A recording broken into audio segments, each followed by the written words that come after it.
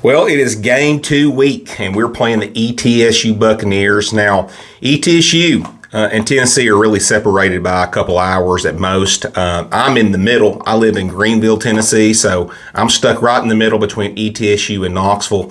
I know ETSU very well. Being in this area, being on that campus, my son actually played his jamboree football game about 3 or 4 weeks ago there. So very familiar with ETSU. ETSU is an FCS football team. So for you all out here that do not know this, the FCS is a lower subdivision. It's below the FBS.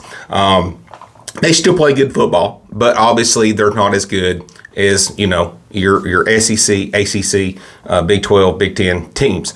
And typically, your bigger FBS teams, they pick 1 or 2 teams a year in the FCS division to play, and they pay them. And it helps their athletic department and all that good stuff. And I'm glad Tennessee is doing that with ETSU because it keeps it in state and it helps their athletics and all that good stuff. So that's good to see. Now, ETSU did not have a football team for many, many years. They disbanded the football team, I think, in 2002. They came back together, I think, around, I don't know, I'm not really sure on this, but I think they got a football team 7 or 8 years ago. And they've done really well in the last 7 or 8 years to make that football team respectable. They got a nice stadium. And actually, this week, they come out in the FCS coaches poll at number 24. So they are a respectable FCS football team. Now, Tennessee's going to beat them by 50 if Tennessee shows up. That's the thing, getting geared up for these games. ETSU, they have a couple nice players. Devontae Houston, he ran for like 650 yards last year. He had a good game last week where he rushed over 100 yards. They got a couple linebackers that they're bringing back from last year that are really good linebackers. And here's a side note that you all might find interesting. Cade McNamara is their quarterback. This is the guy that played at Michigan. He played at Iowa. And he was actually the quarterback on that Michigan team that beat Ohio State and ended like that 10-game losing streak to Ohio State back in 2021.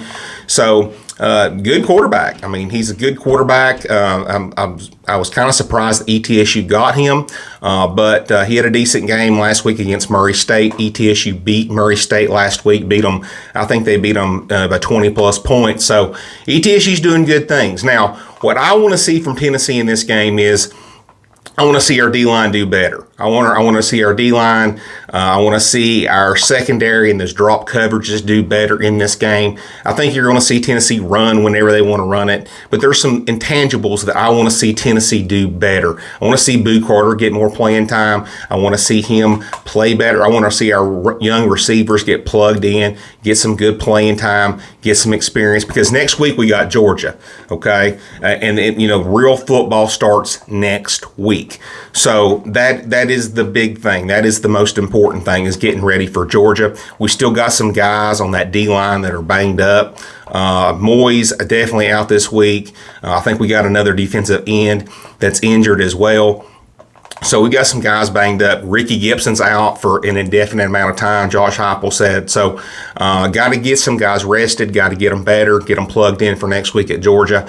But, that's what I want to see in this ETSU game. I want Tennessee to play a real clean, good game. I don't want to see a repeat of 2 years ago against Austin Peay. Now, if you guys don't remember that game, that was one of the worst football games I've ever seen Tennessee play. Tennessee was like 50-point favorites against Austin Peay. Austin Peay was in that game into the fourth quarter. Tennessee won by like 14 to 17 points, but it was a horrible game. We don't need no repeat of that. We need a clean, good, butt whooping for ETSU. I wish ETSU nothing but good luck after this week, but this week I want to beat ETSU's, I want to beat their head in. And that's the truth. So, good, clean game. I want to rush for 250 yards in this game. I want our receivers to be able to catch the football. I want Joey Aguilar to have another game in our system to progress, to be more accurate. He had a good game last week, but he was inaccurate at times. A lot of those passes out in the flat, he had it sailing over the receivers' heads. I want him to kind of get that ball down more, not to be sailing over our receivers and running backs' heads.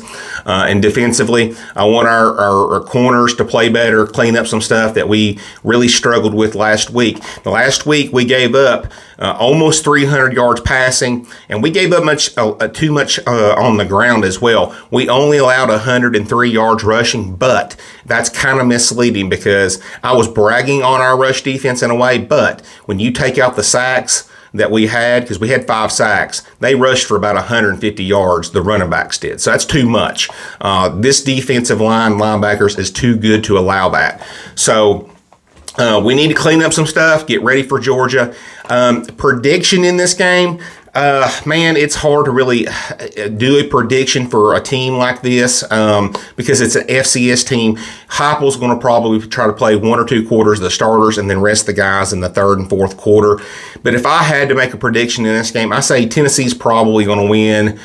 I'm going to say Tennessee 52, ETSU 7.